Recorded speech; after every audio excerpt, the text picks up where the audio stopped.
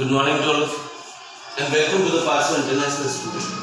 तो last class में अपन लोगों ने गुडविल के बारे में डिस्कस कर लिया था, रिजर्व पे आ गए थे, रिजर्व डिस्कस किया था। आज रिजर्व के बारे में थोड़ा सा आगे बढ़ेंगे।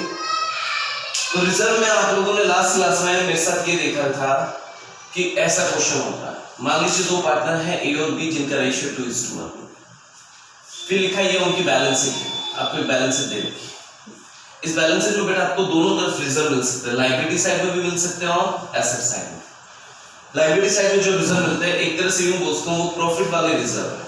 प्रॉफिट है अनडिस्ट्रीब्यूटेड प्रॉफिट, वो प्रॉफिट जिसे अभी तक आपने डिस्ट्रीब्यूट नहीं किया है, प्रॉफिट वाले रिजर्व बोल देता हूं।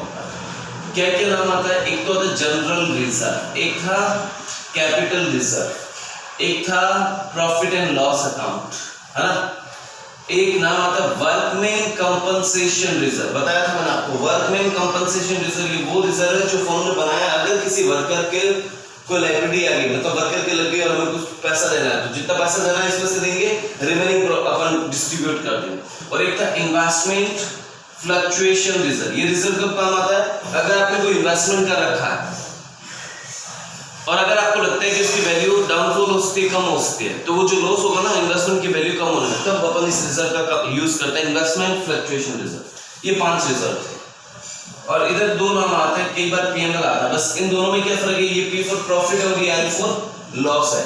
और एक नाम आता है एडवर्टाइजमेंट सस्पेंस। देखो ये जितने भी रिजर्व हैं, प्रॉफिट हैं या ये लॉस हैं, ये प्रॉफिट और लॉस सब कब के हैं? C के आने से पहले, क्योंकि बैलेंस शीट कब के? C के आने से पहले। तो ये जितने भी प्रॉफिट हैं और ये जितने भी लॉस हैं, इसमें C का कोई लेना देना नहीं है। तो ये जो भी प्रॉफिट है चाहे लॉस है, इसे A और B में बांट देना। ओल्ड पार्टनर ओल्ड रेशियो, याद रखिएगा। चलिए अब आपको पहले एग्जाम में क्या बनाना है? एक तो partners capital account A B C, बताया था मैंने आप लोगों को, A B और C ये होता है।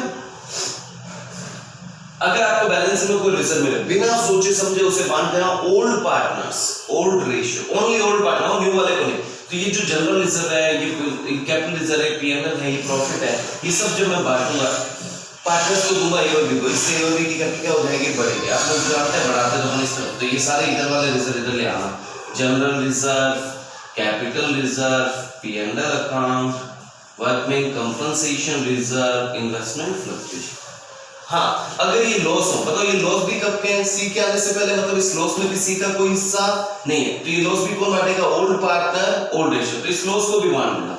लॉस बांटने से A और B की कैपिटल कम हो जाएगी। तो ये देखो मैंने बांटा P&L, एडवर्टाइजमेंट सस्पेंस। तो आपको ये ध्यान रखना, रिजर्व चाहे कोई भी हो, चाहे प्रॉफिट वाला हो चाहे लॉस वाला हो, इसे बांटना ओल्ड पार्टनर्स ओल्ड रेशियो। बस प्रॉफिट वाला बांटोगे, इससे पार्टनर्स को मिलेगा, पार्टनर की कैपिटल बढ़ जाएगी, लॉस मिलेगा तो पार्टनर्स की कैपिटल कम हो जाएगी। चलिए नेक्स्ट, छोटी छोटी बातें जो ध्यान रखनी है। बांटने की जनरल एंट्री क्या होगी? सबसे पहले जनरल एंट्री, अगर मैं जनरल रिजर्व की बात करूं, क्या एंट्री बनेगी बेटा? General reserve account debit by लिखा हुआ, general reserve account debit to A capital account to B capital account. Entry याद करने का पहला तरीका, इन सब की एंट्री क्या ना, capital reserve account debit to A। ये दूसरा तरीका, आप लोग जानते हैं समस्त लायबिलिटी का बैलेंस क्या होता है? क्रेडिट। लायबिलिटी का बैलेंस क्रेडिट होता है। अगर आपको इसको बांटना है, मतलब इन सब का बैलेंस अभी क्रेडिट है, अगर इन्हें बांट बटा के खत्म करना, अगर इनको खत्म करना है तो इन्हें क्या करना पड़ेगा? डेबिट करना पड़ेगा। तो एंट्री क्या बनेगी? General reserve account debit. अगर कैपिटल रिजर्व है तो capital reserve account debit, P&L है तो P&L account debit, workman compensation reserve account debit, investment fluctuation reserve account debit. मतलब ये जितने भी लायबिलिटी वाले रिजर्व, आप जानते हैं लायबिलिटी का बैलेंस क्रेडिट होता है, खत्म करना है तो डेबिट करोगे, इन सबको डेबिट कर देना। 2 नीचे वर्ड क्या आएगा? किसको मिलेगा? ये रिजर्व किसको देंगे? अपना ओल्ड पार्टनर ओल्ड रेशियो। तो वर्ड लिखा मैंने ओल्ड पार्टनर्स कैपिटल अकाउंट, और किस रेशियो? Old ratio. इनकी एंट्री क्या होगी? ये एसेट साइड में एसेट का बैलेंस डेबिट होता है, तो अगर इनको खत्म करना है तो इनको क्रेडिट करो। To P&L account, to advertisement suspense account, है ना। ऊपर नाम क्या है? ये भी किसमें बनता है? Old partner old ratio. तो मैंने वर्ड लिखा old partners capital account debit, old partners capital account debit to P&L to advertise. ये तो भी जनरल एंट्री। अब कुछ छोटी छोटी बातें जो ध्यान रखनी है। नंबर फर्स्ट, आपको पता है इस चैप्टर में हम कैपिटल अकाउंट के बाद एक और बैलेंस शीट बनाएंगे, C के आने के बाद भी। ध्यान रखना ये रिजर्व अब नई वाली बैलेंस शीट में हम नहीं दिखाएंगे, क्योंकि रिजर्व को आपने ऑलरेडी बांट बढ़ा के खत्म कर दिया। इसका मतलब इनका कोई बैलेंस नहीं बचा, इसका मतलब अब ये नई वाली बैलेंस शीट में शो नहीं होंगे। एक तो ये ध्यान रखना। दूसरा, कई बार यहाँ रिजर्व की जगह वर्ड क्या लिखा मिलेगा, fund, general fund, capital fund, workman compensation fund. आपको ये ध्यान रखना, चाहे रिजर्व वर्ड लिखा हो चाहे कोई फंड लिखा हो, आप उसे बांट बढ़ा के खत्म कर दीजिएगा। कई बार यहाँ ऐसा भी कोई रिजर्व या फंड दिया हो, रिजर्व और फंड एक ही होता है। अगर कई बार ऐसा रिजर्व या फंड भी दिया हो सकता है जो उसका नाम आपने पहली बार ही देखा हो, पहले देखा ही नहीं हो। आपको ध्यान रखना, चाहे कोई भी रिजर्व हो चाहे कोई फंड हो, आप बांट बढ़ा के खत्म कर देना, चाहे वो किसी भी नाम से। बस ये ध्यान रखना, कई बार यहाँ एक वर्ड लिखा है पीएफ, प्रोविडेंट फंड। पीएफ का मतलब होता है प्रोविडेंट फंड। ये इसका एक और नाम होता है एम्प्लॉय प्रोविडेंट फंड, हिंदी में बोलते हैं कर्मचारी भविष्य निधि। इस फंड को आपको नहीं बांटना है, क्योंकि एक्चुअली ये रिजर्व नहीं है, ये एम्प्लॉय का पैसा, कर्मचारी का, ये मालिकों का पैसा नहीं है। तो ये याद रखिएगा, अगर किसी क्वेश्चन में पीएफ वर्ड लिखा हो या ईपीएफ, एम्प्लॉय प्रोविडेंट फंड, इसको पीछे फंड लिखा है फिर भी हम डिस्ट्रीब्यूट नहीं करेंगे, क्योंकि एक्चुअली कोई फंड या रिजर्व नहीं है, ये फर्म की लायबिलिटी है, एम्प्लॉय को पैसा देना, इसमें मालिकों का कोई लेना देना नहीं है, ये ध्यान रखिएगा। उसके बाद एक छोटी छोटी बातें ये ध्यान रखना, डब्ल्यूसीआर और आईएफआर में अगर आप डब्ल्यूसीआर का क्वेश्चन सोल्व कर रहे हैं तो मान लीजिए डब्ल्यूसीआर वर्कमैन कंपनसेशन रिजर्व है 10,000 रुपीज है, ऐसा मान लो।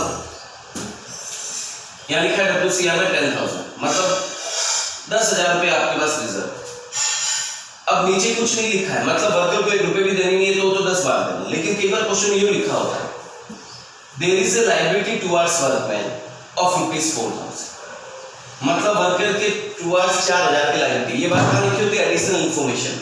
तो आपको सोचना है कि रिजर्व में पैसे कितने हैं, 10 में से 4,000 तो हमें वर्कर को देना है, तो इसका मतलब मालिकों को 10 नहीं बांटना है, इस बार 6,000 ही बांटना है। तो ये ध्यान रखिएगा, अगर वर्कमैन कंपनसेशन रिजर्व में आप एडिशनल इंफॉर्मेशन पढ़ना, अगर वो कोई लायबिलिटी के बारे में जिक्र कर रहा है कि इतने रुपए लायबिलिटी है, तो आप उतने पैसे साइड कर लेना और पीछे जो बैलेंस अमाउंट बचे ना वो ही पार्टनर्स में बांट गए। तो इस क्वेश्चन में देखो, वर्कर को हमारे पास रिजर्व 10 है लेकिन वर्कर को 4 देना है, तो 4 अलग कर लो, पीछे कितना बचा 6,000, उस 6,000 को बांट देना है ओल्ड पार्टनर ओल्ड रेशियो। एक छोटी सी बात ये भी ध्यान रखिएगा, इसकी एंट्री क्या होगी, WCR account debit, workman compensation reserve account debit, कितने रुपए 10,000।